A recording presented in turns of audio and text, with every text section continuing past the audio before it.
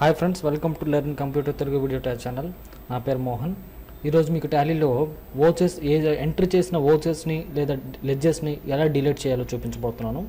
So అందుకు మీరు ఏం చేయాలంటే, మీరు అకౌంట్స్ ఎంటర్ చేసిన మీ కంపెనీని ఓపెన్ చేసేసి, సో దాని తర్వాత గేట్వే ఆఫ్ టాలీ నుంచి మీరు ఎంట్రీ చేసిన లెడ్జర్స్ అన్నీ కూడా అకౌంట్స్ ఇన్ఫో లెడ్జర్స్ అండ్ తర్వాత ఇక్కడ చూడండి క్రియేటివ్ డిస్ప్లే ఆల్టర్ అని ఉంది కదా, అందులో ఆల్టర్ సెక్షన్కి వెళ్ళండి.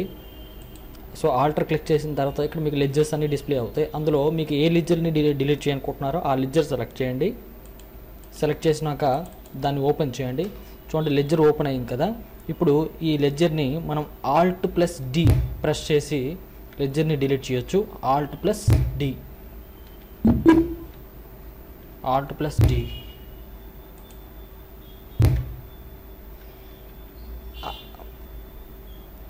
అలాగే మనం తర్వాత వేసిన ఎంట్రీస్ని మనం డిలీట్ చేయాలనుకుంటే ఓచర్ ఎంట్రీ చేస్తాం కదా, ఓచర్స్ని డిలీట్ చేయాలంటే అప్పుడు మీరు డిస్ప్లేకి వెళ్ళి డే బుక్ రండి. డే బుక్లో ఇక్కడ చూడండి మీరు ఏ ఓచర్ని అయితే డిలీట్ చేయాలనుకుంటున్నారో ఆ ఓచర్ సెలెక్ట్ చేయండి. సో తర్వాత Alt+D ప్రెస్ చేయండి. ఇప్పుడు మీకు కన్ఫర్మేషన్ అడుగుతుంది. ఎస్ బటన్ ప్రెస్ చేస్తే అంటే వై ప్రెస్ చేస్తే సో ఆటోమేటిక్గా మనకి వేసిన ఎంట్రీ చేసిన వోచర్ అనేది డిలీట్ అవుతుంది. సో డిలీట్ చేయడానికి షార్ట్ కట్ కీ అవుతుంది Alt+D. ఇప్పుడు మీరు ఈ వోచర్స్ని ఓపెన్ చేసి డిలీట్ చేయొచ్చు, లేదా ఇక్కడ వీటిని సెలెక్ట్ చేసి డిలీట్ చేసుకోవచ్చు Alt+D ప్రెస్ చేసి.